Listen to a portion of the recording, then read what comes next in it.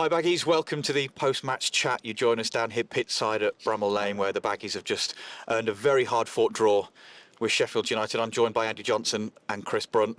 Brunty, first of all, on the performance, it was such a dogged performance from Albion today. That must make you so proud watching from the sides. Yeah, I think so. I think that's the bare minimum you can ask from any team. You know, you want them to go out there and you want them to try their best and run hard and compete and scrap and fight, and we knew that was going to be the case. I mean, Derby was similar the other day, and first half we started slowly, but today was much different. You know, we got up to speed of the game very quickly, and I thought overall the whole game we were really good, and we probably on another day we could have won the game. I think, you know, from looking at the game where we watched it, Chris, we started to play a lot better when we went a goal behind. It was like, you know, it was the shackles come off a little bit. Dicky said got into the game more and more after, you know, the mistake for the goal. But we really come to life then. And as you said, from them, we went on to dominate the Sheffield United team. And as you said, come the end of the game, we could have gone and won it. Yeah, I think we started the game well, to be fair. And then obviously the mistake, Uzi's touch, and it's...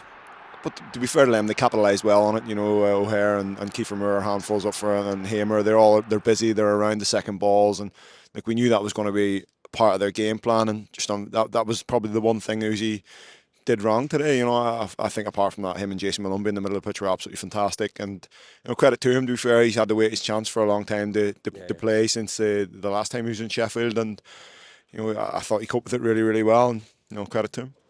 I know managers, players don't like to single each other out in football, Brunty, but Jason Malumbi, you touched on it there, absolutely everywhere today. Phenomenal performance. Yeah, everywhere, brilliant. In possession, out of possession, commitment, heart, running around. You know, like all the basic things that you want from somebody, and he just gives you every time. He gives you everything he's got, and I thought he was the best player on the pitch today, to be totally honest. He caused them all sorts of problems, and you know, when you think, oh no, we're under a bit of pressure here, Jason comes out of nowhere and he tackles somebody, and you know, even the little dark arts things, you know, pulling people's shirts and giving away a few free kicks and stuff like that, which are important in games like this because it breaks momentum. And you know, I thought the two of them in the middle of the pitch were brilliant, but yeah, he was absolutely class. Talking about players on the pitch, what about players that shouldn't have been on the pitch? I mean, it happened right under your nose here, Hamer in the second half there.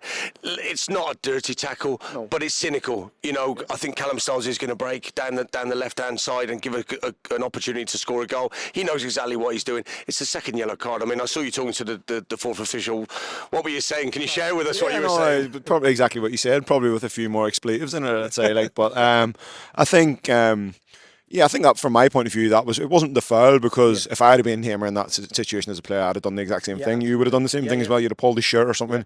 But it stopped a 3v2 counter attack down the left hand side for us, where when we maybe could go and win the game, and that was probably the most disappointing thing from it. And then you end up with sort of the momentum breaks, you know, and he gets booked, and then the game slows down. And because I think at the end we sat in well, we defended well, and that was our opportunity to get to score the winner on the break, and you know, to have that taken away and obviously not be punished for it was disappointing. But that's football, isn't it? So it didn't really affect the outcome in the end. I think. Brunty, when we spoke to you after Derby, it was really fresh, wasn't it? You'd only found out on Christmas Eve that you'd be taking the team, and then you had Christmas Day, and then you were into the game on Boxing Day. But now you've had, 5, 6, 7 days to work with the lads and to lead things with Damir and Boaz. How have you found it, and how have you found the response of the players?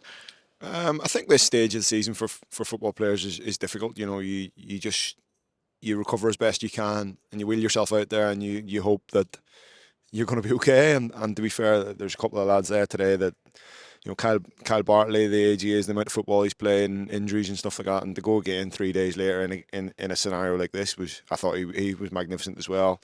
But that's what you need to do at this time of year, and I think that speaks volumes for the group. You know, they're a decent, honest bunch of lads, and you know, there's been no complaints over people getting sort of, you know, mixed and matched and dropped out of the team and brought back in. And you know, obviously Lewis Nobbert and Paddy McNair weren't in the squad on Boxing Day, and then they were here today, and Lewis has got on the pitch. So I think it's important that they, you know, you appreciate how professional they are and how they look after themselves, and you know, they're, as I said, they're just an honest, decent bunch of lads. So what's next now then for the next period up into the Preston game? Plenty of relaxation, massages, cotton wool, bubble wrap, everything, ice. We need to get some more ice in those machines at the training ground, I think. I think whatever the lads need to get themselves ready to play on Wednesday, that'll be what we do. I mean, I think training probably becomes irrelevant really at this stage. You do little bits, you can do meetings and you can do clips on the videos and stuff like that, but actually getting people out in the grass and on their feet's probably secondary, I'd say.